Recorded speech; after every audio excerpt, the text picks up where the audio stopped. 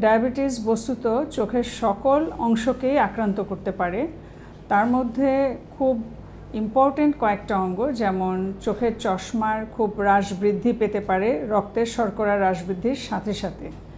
এমনকি আমরা জানি যে ছানি সাধারণত 50 ঊর্ধ্ব বয়স্ক লোকদের হয়ে থাকে, কিন্তু ডায়াবেটিস রোগীদের ক্ষেত্রে আরও অনেক অল্প বয়সে ছানি পড়ে যায় এবং যা খুব দ্রুততার সাথে ম্যাচিওর হতে পারে। এমনকি ছোট বাচ্চাদের যে ডায়াবেটিস হয়, যেটাকে আমরা টাইপ 1 ডায়াবেটিস বলি, ওই বাচ্চাদের ক্ষেত্রেও ছানি পড়তে পারে।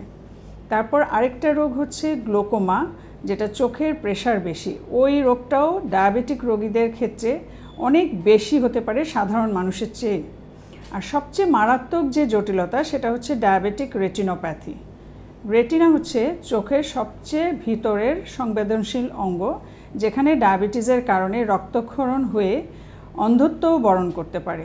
আমরা জানি যে সমস্ত রোগী 15 বছর বা তার বেশি দিন ধরে ডায়াবেটিসে ভুগছেন, তাদের শতকরা 2 ভাগ রোগী অন্ধত্ব বরণ করেন এই ডায়াবেটিক রেটিনোপ্যাথির কারণে, এবং আরও 10 ভাগ গুরুতর দৃষ্টিশক্তি হ্রাস পেতে পারে এই রেটিনোপ্যাথির কারণে। তো আমাদের এই চোখের যে জটিলতাগুলো, এই জটিলতাগুলো নিরসনের বা প্রতিরোধ করার উপায় হচ্ছে যখন একজন ব্যক্তির ডায়াবেটিস নির্ণয় হবে সেই সময় একবার চোখ পরীক্ষা করানো। তাছাড়া প্রতি বছর একবার করে ডায়াবেটিসের জন্য কোনো জটিলতা হচ্ছে কিনা তার জন্য একবার চেক আপ করতে হবে।